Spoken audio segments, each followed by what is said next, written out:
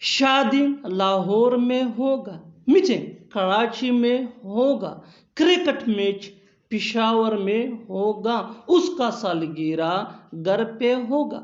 इन जुमलों को गौर से देखो। ऐसे जुमले हम अपने डे टू डे लाइफ यानी रोज़मर्रा ज़िंदगी में ज़रूर बोलते या सुनते हैं। दूसरों से ऐसे जुमले हमें रोज़ बोलने या सुनने को मिलते हैं अपने डे टू डे लाइफ में। इन जुमलों के लिए इंग्लिश का ये स्ट्रक्चर यूज होता है।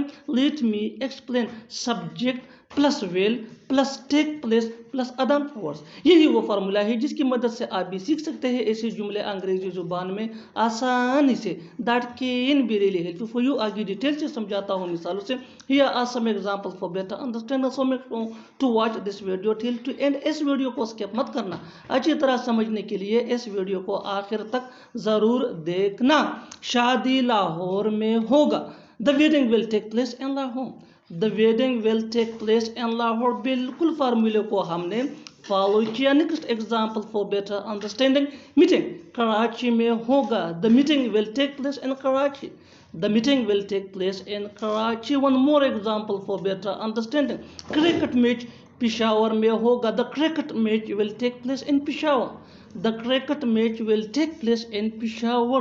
उसका सालगिरह घर पे होगा. His birthday will take place at home.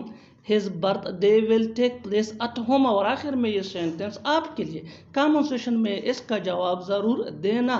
Party मेरे घर पे होगा। पार्टी मेरे घर पे होगा।